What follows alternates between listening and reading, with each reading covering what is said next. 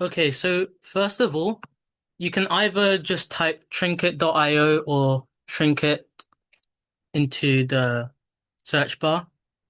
Then you click on this site, trinket.io, and then you go to sign up.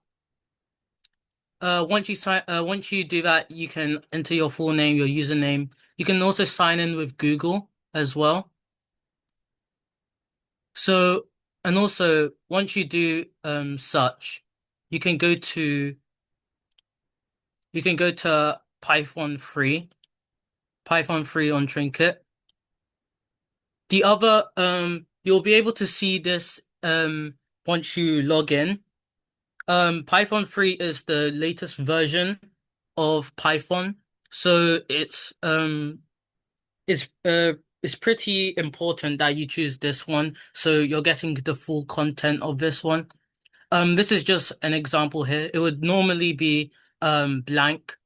Then you can all in here you can do your code and all of that. So yeah.